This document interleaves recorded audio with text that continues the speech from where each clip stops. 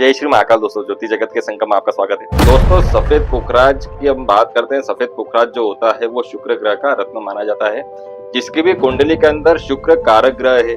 साथ में बृहस्पति की भी पोजीशन अच्छी है और बृहस्पति शुक्र को देख रहा होता है या साथ में युति में होता है तो सफेद पुखराज धारण किया जाता है। सफेद पुखराज जो होता है उसका सबसे अच्छा लाभ ये होता है कि वो आपके सुंदर में वृद्धि करता है, साथ में धन संबंधित जितनी भी समस्या चल रही है वो समाप्त हो जाती है। कुल मिलाकर शुक्र ग्रह के जितने भी फल हैं और बृहस्पति ग्रह के जितने भी फल हैं उन दोनों में वो वृद्धि करता है। आपके ज्ञान में वृद्धि करता है, आपके आकर्षण में वृद्धि करता है।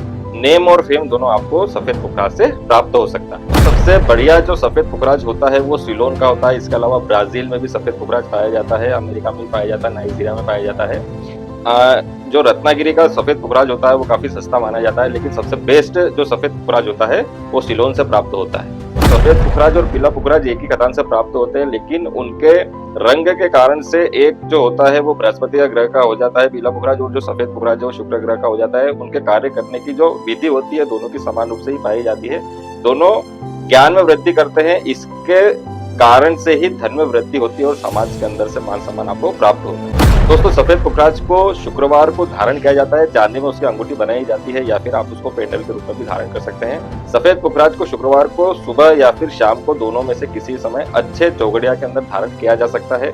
उसको पहले पंचामृत से आपको अभिषेक करना होगा। इसके बाद में लक्ष्मी जी के मंत्रों के 108 बार जाप करना होंगे, विष्णु जी के मंत्रों का 108 बार जाप करना होगा। उसके बाद में गंगा जल से धोकर उसको सीधे हाथ की मध्यमा उंगली, दाएं हाथ की मध्यमा उंगली मिडिल फिंगर के अंदर धारण किया जाता है। तो सफेद पुखराज आपके वजन के हिसाब से धारण किया जाना चाहिए।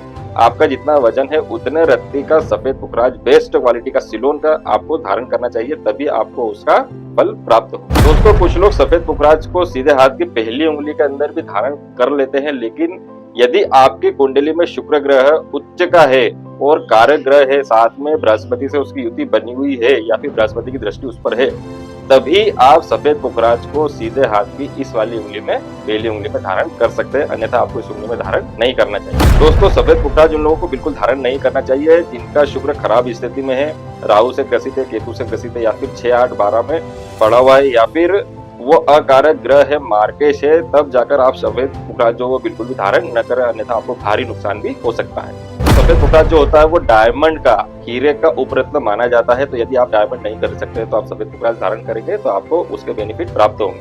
तो दोस्तों, यदि सफेद पुखराज से संबंधित छोटी सी जानकारी यदि आप अपनी कुंडली का अध्ययन करवाना चाहते हैं एवं रत्नों की जानकारी लेना चाहते हैं कि आपकी कुंडली में कौन सा रत्न पहनना चाहिए, कौन सा रुद्राक्ष पहनना चाहिए, तो इसके लिए आप हमसे संपर्क कर सकते हैं। दोस्तों, यदि आपको ये वीडियो पसंद आया तो इसको लाइक और शेयर अवश्य कीजिए। मिलते हैं अगले अंक में। जय श्री महाकाल।